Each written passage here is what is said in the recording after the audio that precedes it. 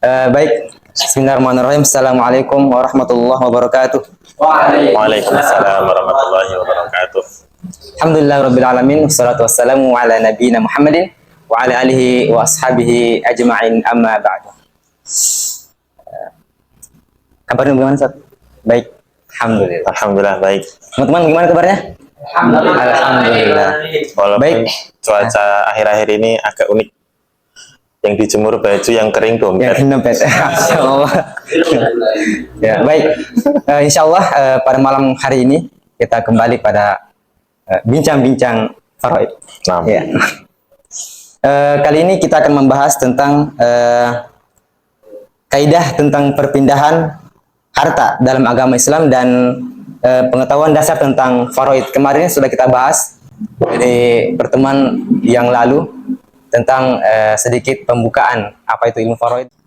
Jadi yang pertama, Ustaz, gini. Ada pertanyaan bahwa kita hidup di dunia itu tidak boleh dibutakan oleh harta, Ustaz. Ya. Karena harta kan nggak dibawa mati, gitu. Tapi ada yang mengatakan bahwa hidup tanpa harta itu rasanya seperti jiwa tanpa ruh, Ustaz. Nah, itu bagaimana jawabannya, Ustaz? Alhamdulillah, assalatu wassalamu ala rasulillah wa ala alihi washabihi wa ala amma ba'du. Teman-teman semua yang dirahmati Allah, harta nggak dibawa mati.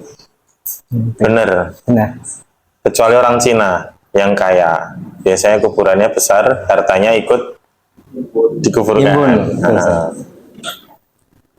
Gak usah dibutakan harta hidup itu. Ya punyanya aja disyukuri, gitu ya. Tapi kalau nggak punya harta, menderita. Apalagi tanggal-tanggal sekarang ini, tanggal 24 nih ya. Wah, ya Akhir Allah, bulan. subhanallah. Itu es cendol depan tuh seger banget rasanya siang-siang. Barakallahu fikum. Agama kita tuh memandang harta sesuatu yang netral. Harta itu tidak jahat, tidak pula baik. Dia tidak buruk, dia tidak terpuji, tidak pula tercela. Kalau jumlahnya banyak, itu belum tentu cukup. Kalau jumlahnya sedikit, belum tentu kurang juga. Itu harta. Nah, maka kita harus mengingat sebuah hadis Rasulullah SAW, bahwa di hari kiamat itu kaki kita tidak akan bergeser dari hisab wal mizan sampai ditanyakan 3 perkara ya. Yang terakhir adalah tentang hartamu, dari mana kau dapatkan dan bagaimana kamu gunakan. Jadi Islam memandang harta itu sebagai qiyamah, sebagai modal, sebagai apa istilahnya, bekal kita itu menjalani kehidupan. Jadi ya kita perlu harta, cukup harta ya, tidak kekurangan, cukup aja gitu. Mau ngapa-ngapain cukup gitu. Mau kuliah lagi cukup, mau beli motor cukup, mau nikah cukup, mau haji umroh juga cukup. Pokoknya cukup. Nah, secukupnya aja gitu. Kita memandangnya begitu, harta itu sebagai bekal, modal. Tapi sebaiknya orang beriman seperti teman-teman santri itu pantasnya jadi orang kaya. Walaupun muka pas-pasan ya. Iya, standar lah. Tapi kan sebaiknya kalian itu kaya. Walillahil izzatu wali rasulihi walil mu'minin. Pantasnya kaya. Saya ingat sebuah kisahnya Imam Syafi'i, Muhammad bin Idris Asy-Syafi'i rahimahullah ta'ala. Dia punya guru miskin. Dan dia mencintai gurunya, mengagumi gurunya, maka dia menganggap kemuliaan itu ada pada ilmu. Miskin nggak apa-apa, miskin nggak apa-apa, karena emang asyarafu bil adab gitu. Kemudian dia akhirnya belajar kepada Imam Malik rahimahullahu ta'ala. Pas pertama masuk rumahnya Imam Malik, Syafi'i kecil itu mata kakinya ambles di karpetnya Imam Malik. Berarti karpetnya tebal apa tipis? Tebal. Yang punya karpet tebal itu kira-kira orang kaya apa orang miskin? Orang kaya. Orang kaya gitu. Dan Imam Malik itu kalau tahajud pakai gamisnya yang paling bagus, pakai parfum yang paling wangi. Dan dia itu ketika sudah selesai mengajari Syafi'i, Imam Syafi'i itu direkomendasikan belajar ke Muhammad bin Hasan Asy-Syaibani. Karena di tahun yang sama ketika Imam Syafi'i lahir, Abu Hanifah itu wafat. Nah, kalau sudah belajar ke Imam Malik, maka sebaiknya belajar ke madrasahnya Imam Abu Hanifah. Kemudian Syafi'i suruh prepare, packing, besok janjian ketemu di terminal di luar kota Madinah. Gitu. Nah, sama Imam Malik itu disewakan satu onta beserta onta yang nanti bersama kabilah pergi ke daerahnya madrasahnya Imam Abu Hanifah. Itu disewakan sama Imam Malik dan Imam Syafi'i dikasih bekal, dikasih uang jalan.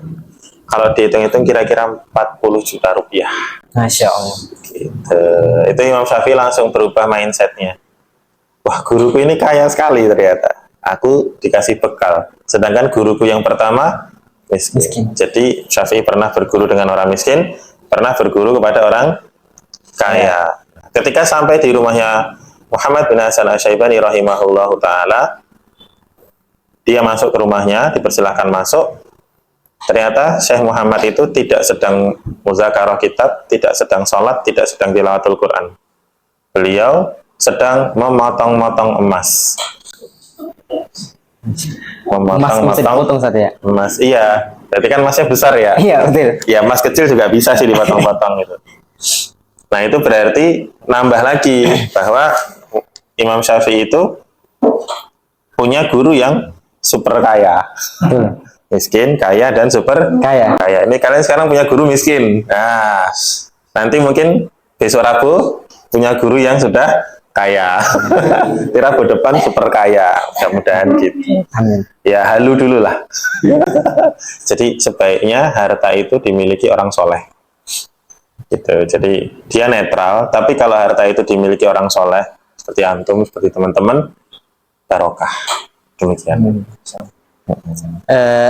Baik, Ustaz. Selanjutnya,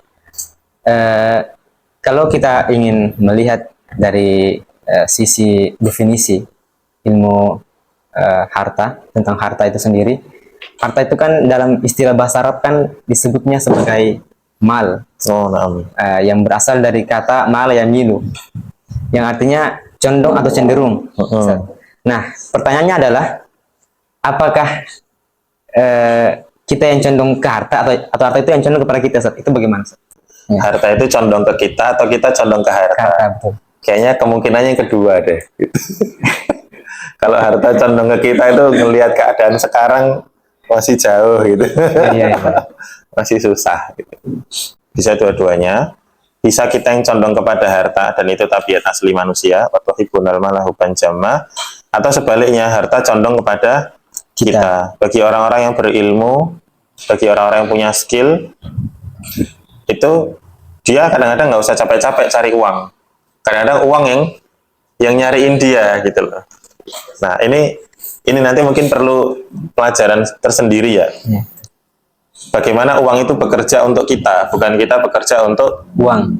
Kayaknya teman-teman perlu ambil pelajaran itu sendiri, tapi bukan sama saya. Mungkin sama Ustadzuna, Dr. Khalid, beliau kan pebisnis juga, bisa belajar ke beliau. Bisa nggak, Ustaz, memberikan sedikit penjelasan yang lebih mudah untuk kita pahami dan lebih singkat itu, Ustaz? Tentang harta itu condong ke kita. Iya. Bisa dimaknai begini. Bagaimanapun kondisinya, harta itu tetap akan sampai kepada kita. Nah, jadi harta itu, antum kan nggak pada kerja nih, pada santri, pada belajar. Tapi kan tetap ada harta yang sampai kepada antum kan, gitu. Datang rizki dari Allah Subhanahu Wa Taala. Ternyata itu adalah dari orang tua. Apa itu kalau dari orang tua namanya? Nafkah itu kalau kalian cewek, karena kalian sudah balik semua, berarti itu sodakoh. Itu sodakoh. Sodakoh dari ayah ibumu untuk kamu, karena kamu laki-laki sudah balik, sudah tidak berhak menerima nafkah. Maka itu sodakoh jariyah, insya Allah. Nah, barakallahu fikum. Jadi kalau kita memahaminya, harta itu condong kepada manusia dan bisa berpindah tangan, bisa pindah orang, Berarti ya harta itu bisa ditransferkan, bisa dibalik nama. Nah, di dalam agama kita ada beberapa jenis perpindahan harta. Yang pertama, perpindahan harta orang hidup kepada orang hidup. Sama-sama hidup dan terjadi perpindahan harta. Ini variannya paling banyak. Bisa hibah, bisa hadiah, bisa sedekah, bisa infak. 4 ini mirip-mirip. Jumlahnya bebas, kemudian motifnya aja yang berbeda. Taqarrub ilallah subhanahu wa ta'ala, itu motif dari sedekah. Dan semua perbuatan baik itu disebut sedekah. Kemudian kalau hibah itu karena kasihan, hibah. Orang tua kalian ngasih kalian, itu hibah teman-teman, bukan nafkah. Hibah, kasihan nih anak laki udah balik tapi belum bisa, masih butuh bekal, nah kasih hibah. Kalau hadiah itu dalam rangka ikroman, memuliakan, atau dalam rangka mengapresiasi. Kemudian ada juga perpindahan harta yang agak unik. Dia masih sesama antara orang hidup, tapi banyak syarat-syaratnya. Seperti wakaf. Wakaf itu kamu memberikan harta kepada seseorang, tapi yang menerima tidak bisa memiliki. Dia cuma mengelola. Namanya nazir. Dia menerima tapi nggak bisa memiliki, cuma mengelola. Dan harta wakaf tidak boleh dijual. Kemudian nanti ada juga yang wajib seperti zakat. Zakat itu wajib ya. Kalau yang 4 depan tadi sunnah, wakaf itu juga sunnah, zakat hukumnya wajib. Nah, zakat itu hukumnya wajib. Nah, kemudian yang wajib yang lain itu namanya nafkah. Pemberian dari seorang ayah kepada anaknya yang belum balik laki-laki, atau kepada anak perempuannya sampai dia menikah. Atau pemberian seorang laki-laki kepada suami, kepada istrinya. Wallahu a'lam.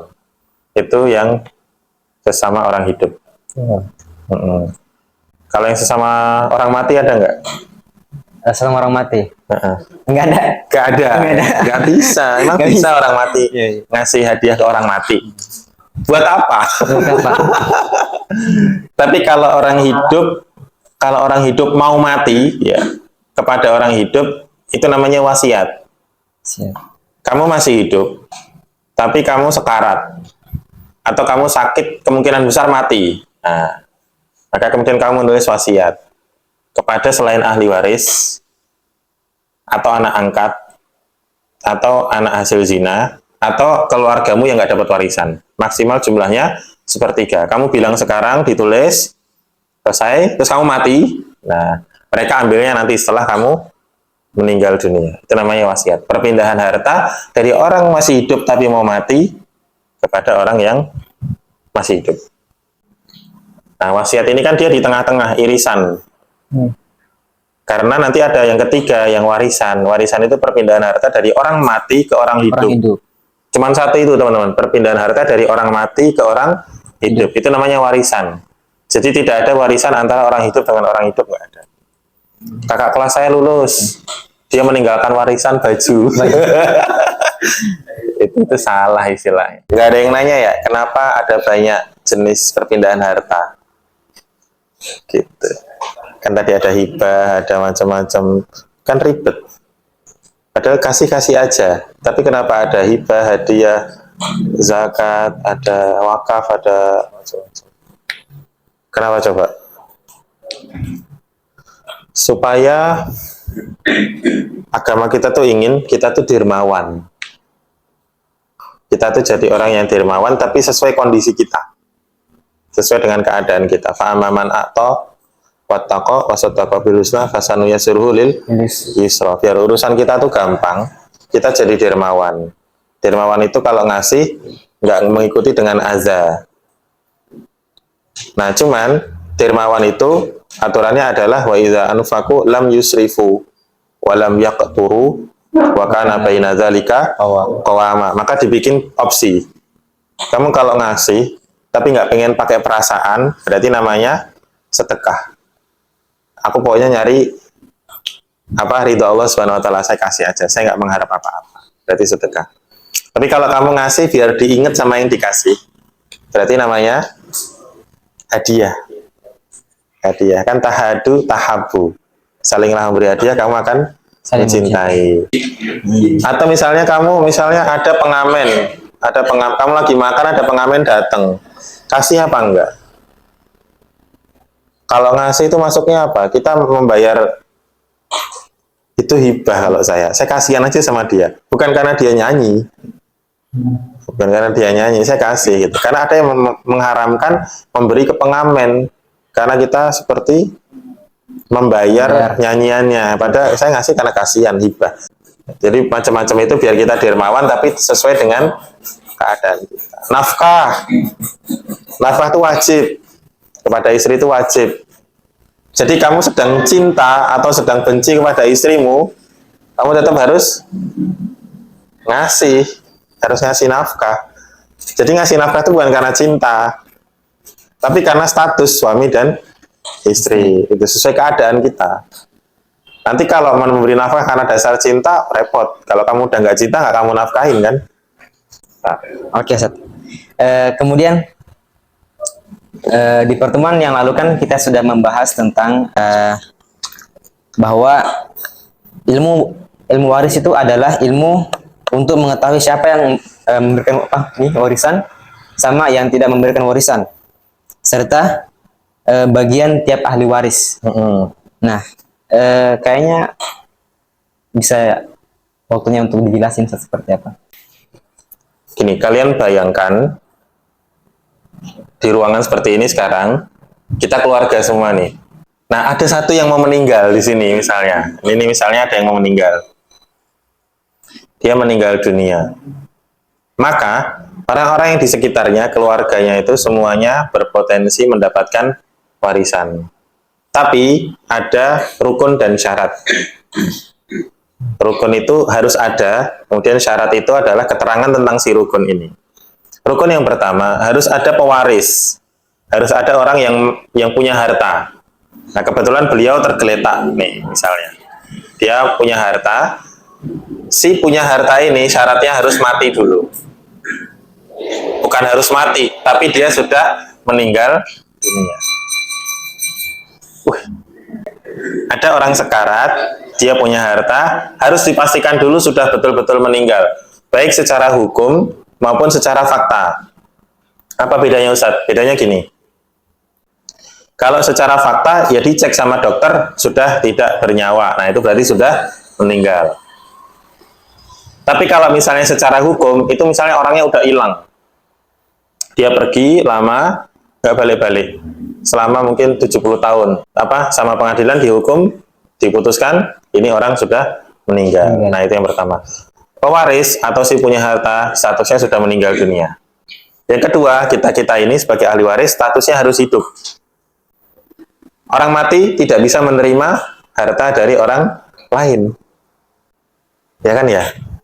Kamu kalau mati masih bisa menerima harta nggak? Enggak. Kepake nggak kira-kira?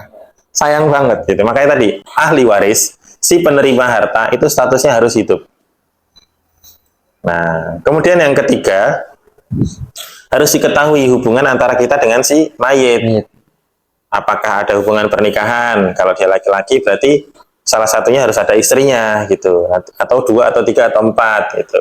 Tapi kalau dia perempuan berarti suaminya pasti dapat warisan. Meskipun dalam masa iddah, misalnya mereka bercerai, jatuh talak yang raj'i, talak 1 atau 2 dan bisa kembali, masih dalam masa iddah, kalau salah satunya meninggal, itu bisa saling mewarisi. Nah, kemudian hubungan nasab antara kita dengan si jenazah ini, si mayit ini, punya hubungan darah atau tidak, orang tua dengan anak, atau kandung, saudara kandung, atau seayah atau seibu. Itu. Kemudian mungkin ada hubungan pembebasan budak, tapi ini kasusnya sangat jarang. Jadi itu rukunnya. Ada yang punya harta, dipastikan sudah meninggal. Ada ahli waris, dipastikan masih hidup. Kemudian ada hubungan di antara ahli waris dengan si pewaris. Kemudian yang terakhir, harus ada hartanya. Kalau nggak ada harta, nggak usah ngomong bagi warisan. Sudah. Syukur, Ustaz. Terus tadi kan udah dibahas hal-hal yang paling pentingnya, Ustaz, tentang rukun dan syarat-syaratnya. Terus apakah ada kemungkinan, Ustaz, yang terdaftar untuk dapat warisan tapi gagal, Ustaz? Apakah ada seperti itu? Dia terdaftar tapi nggak diterima. nggak bisa nerima warisan, Betul, Ustaz. nggak berhak. Nggak berhak. Ada kemungkinannya. Mungkin karena ada penghalang.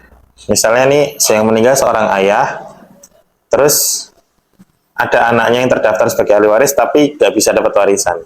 Bisa jadi karena si anak ini membunuh ayahnya. Emang ada Ustaz, anak bunuh ayah? Ya ada, gitu. Nah, bunuh ini kan ada 3 tipe, teman-teman. Apa istilahnya?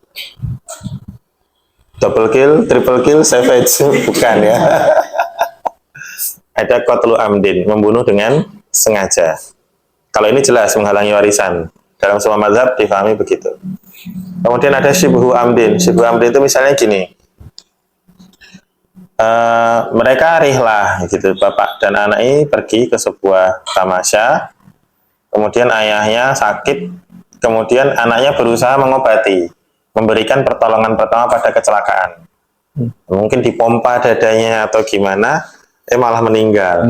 Nah, ini kan syibhu amdin, dia nggak sengaja, tapi perbuatannya itu mirip dengan menghilangkan nyawa, maka dalam mazhab Syafi'i tidak boleh dapat warisan. Atau yang qatlul khata itu benar-benar nggak sengaja. Benar-benar nggak sengaja. Misalnya Valentino Rossi ngebut gitu. Kemudian bapaknya tiba-tiba nyebrang. Ditabrak terus meninggal. Ya sudah, maka si Rossi ini nggak bisa dapat warisan dari bapaknya. Itu sebab pertama. Yang kedua, beda agama. Beda agama itu menghalangi dari warisan.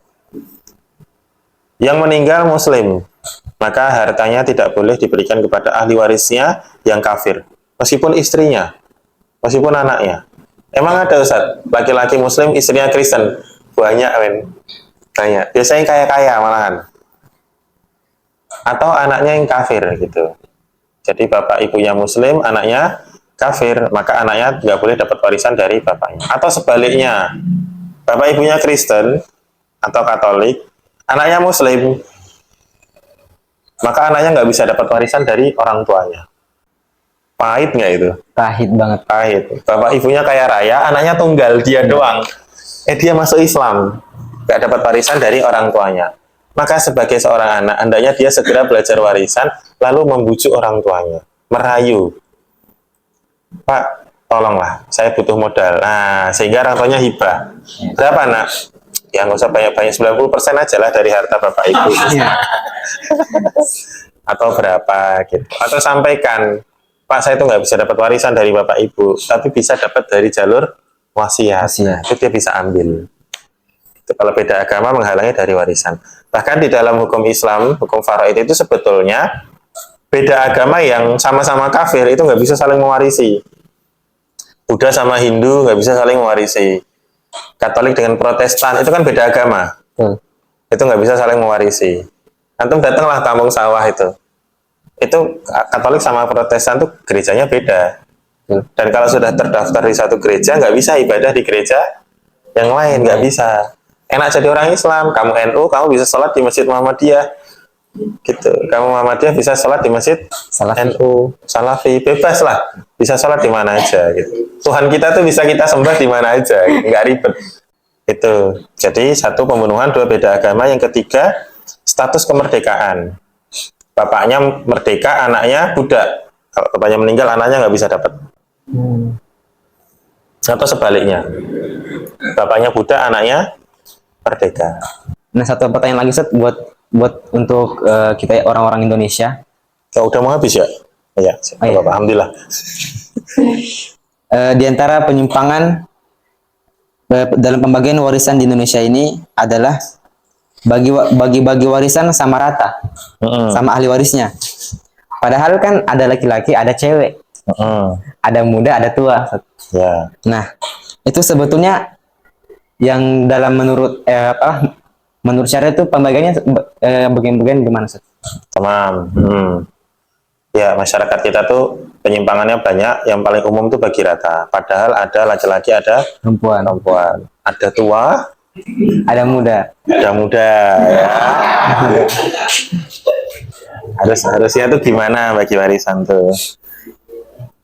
Rasulullah SAW bersabda, Al-hikul faraido bi ahliha, fama bagiya fali aula rojulin zakar. Berikanlah faraid, bagian yang pasti itu kepada yang berhak. Sisanya berikan kepada kerabat laki-laki terdekat. Nah, itu aturannya. Jadi, yang pertama kali ngambil bagian itu ashabul furud istilahnya.